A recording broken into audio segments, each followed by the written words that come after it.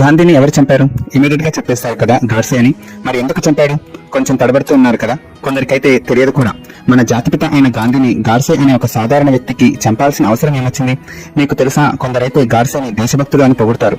అదేంటి, మనకు స్వాతంత్రం తెచ్చి మనం ఇంత ఆనందంగా ఉన్నామంటే కారణం గాంధీజీ. అయితే అలాంటి గాంధీజీని చంపిన గాడ్సేని దేశభక్తుడు అని అంటున్నారు ఎందుకు? ఇవన్నీ తెలుసుకోవాలంటే ఖచ్చితంగా మనం ఈ వీడియోని చూడాల్సిందే. ఫ్రెండ్స్, నా లేటెస్ట్ వీడియోస్ ని నోటిఫికేషన్ ద్వారా మీ మొబైల్లో పొందాలి అనుకుంటే ఈ వీడియో కింద కనిపిస్తున్న రెడ్ బటన్ ని క్లిక్ చేసి సబ్స్క్రైబ్ చేసుకోండి. అలాగే పక్కనే ఉన్న బెల్ ఐకాన్ ని యాక్టివేట్ చేసుకోండి. ఒకవేళ మీకు ఈ వీడియో నచ్చినట్లయితే లైక్ చేసి మీ ఫ్రెండ్స్ కి షేర్ చేయండి. గాడ్సే, ఇతని పూర్తి పేరు నాథూరామ్ గాడ్సే. మే 19, 1910 మహారాష్ట్రలోని పూణేలో జన్మించాడు. ఇతను మొదట్లో గాంధీని అభిమానించేవాడు. తర్వాత గాంధేయవాదం నుండి విడిపోయి RSS అనే ఒక సంస్థలో చేరాడు. అప్పటికే 2 సార్లు విఫలమయ్యాక 1948 30 జనవరిన గాడ్సే టీము గాంధీని చంపడంలో సక్సెస్ అయింది. అయితే గాంధీ గారిని ఏ విధంగా చంపారు అంటే, గాంధీ గారికి ప్రతిరోజు ప్రేయర్ మీటింగ్ కండక్ట్ చేయడం అలవాటు. ఆ రోజు కూడా ప్రేయర్ మీటింగ్ కి అటెండ్ అవ్వాలి అనుకున్నాడు. కానీ వేరే వాళ్ళతో చిన్న మీటింగ్ ఉండడం వల్ల ప్రేయర్ కి అటెండ్ అవ్వడం కాస్త ఆలస్యమైంది. మొత్తానికి 10 నిమిషాలు లేటుగా ప్రేయర్ కి అటెండ్ అవ్వడానికి వెళ్తున్నాడు.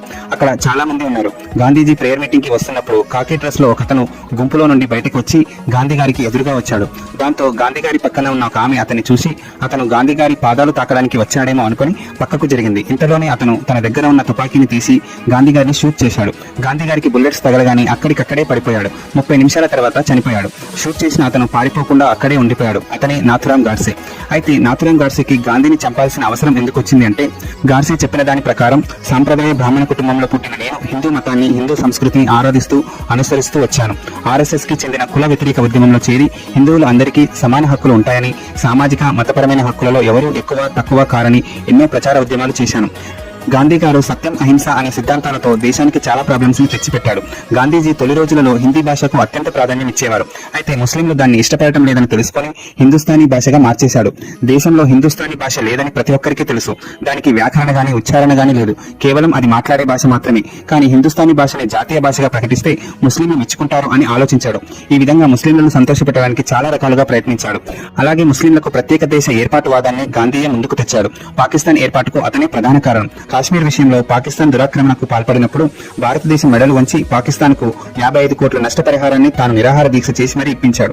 ఈ విధంగా గాంధీజీ వల్లనే హిందువులపై ముస్లింల దురాక్రమణ ధోరణి పెరిగిపోయింది. అందుకే నేను గాంధీజీని చంపాలని నిర్ణయించుకున్నాను అని. గాంధీ చేసిన హింస పోరాటం వల్లనే మనకు స్వాతంత్రం వచ్చింది అనుకుంటున్నారా? కానే కాదు. 2వ ప్రపంచ యుద్ధంలో బ్రిటిష్ వాళ్ళు హిట్లర్ దెబ్బకి తట్టుకోలేక, వాళ్ళ దేశాన్ని వాళ్ళు పరిపాలించుకోలేక, ఇక భారతదేశాన్ని ఏం పరిపాలిస్తాము అని వాళ్ళు అనుకున్నారు. కాబట్టి మనకు స్వాతంత్రం వచ్చింది. గాంధీ గారు తను ఉన్నంత కాలం ఎవరికి సొంత డిసిజన్ తీసుకునే అధికారాన్ని ఇవ్వలేదు. తనకు నచ్చిందే చేసేవాడు. అది నాకు నచ్చలేదు. పార్లమెంటులో కూడా తీసుకునే ప్రతి నిర్ణయం గాంధీ గారి యొక్క ఇన్ఫ్లుయెన్స్ ఉండేది. గాంధీ గారు ముస్లింల దగ్గర మంచి పేరు తెచ్చుకోవడం కోసం హిందువులు ఒప్పుకోకపోయినా హిందువుల టెంపుల్స్ లో ఖురాన్ చదివేవాడు. కానీ మసీదులలో భగవద్గీత చదవడానికి మాత్రం గాంధీ గారు భయపడేవారు. నాకు గాంధీజీ అంటే చాలా ఇష్టం. నేను మొదట్లో అతన్ని బాగా అభిమానించేవాడిని.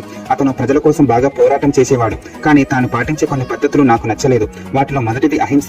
అహింసా సూత్రం అనేది గాంధీ గారు ఫాలో అవ్వకుండా ఉండుంటే భగత్ సింగ్ గారిని ఉరితీసే టైంలోనే మనకు స్వాతంత్రం వచ్చేది.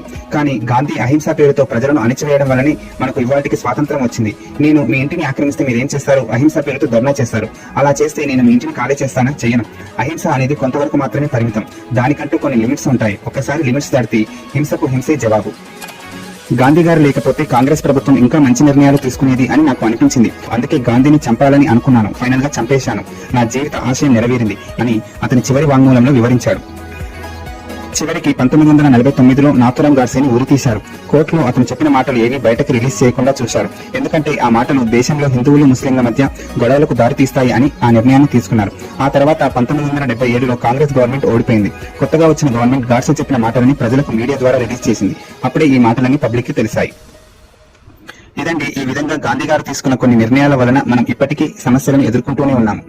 అతని నిర్ణయాలు నచ్చక అతని అభిమానించేవాడైన గాడ్సే కూడా అతన్ని చంపడానికి వెనకాడలేదు. చివరిగా గాడ్సే ఏమన్నాడంటే, గాంధీజీ ఒకవేళ బతికి ఉండుంటే జమ్మూ కాశ్మీర్ ని పాకిస్తాన్ కి దారాదత్తం చేసేవాడు. అందుకే గాంధీని చంపానని గాడ్సే చెప్పాడు. స్వాతంత్రం వచ్చాక గాంధీ గారు బతికి ఉండుంటే మహా అయితే మరో 10 ఏళ్లు బతికి ఉండేవాడు. కానీ నేను భారతదేశం కోసం నా 50 ఏళ్ల జీవితాన్ని త్యాగం చేస్తున్నాను అని ప్రకటించాడు. భారతదేశాన్ని ముక్కలు చేయడం ఇష్టం లేక ఈ పని చేశానని గర్వంగా గాడ్సే చెప్పుకున్నారు. గాంధీజీ హత్యకు RSS వ్యతిరేకించింది. అందుకే ఆ సంస్థ నుండి బయటకు వచ్చి మరి గాంధీని చంపాను అని అతను గర్వంగా చెప్పుకున్నాడు. అందుకే గాడ్సేని కొందరు దేశభక్తుడు అని అంటారు. ఇది ఫ్రెండ్స్ ఈ రోజు నా టాపిక్. నా వీడియో కనుక మీకు నచ్చినట్లయితే ప్లీజ్ లైక్ చేయండి, మీ ఫ్రెండ్స్ కి షేర్ చేయండి. ఇలాంటి ఇంట్రెస్టింగ్ వీడియోస్ కోసం నా ఛానల్ సబ్స్క్రైబ్ చేసుకోవడం మాత్రం మర్చిపోకండి. Okay friends, thank you.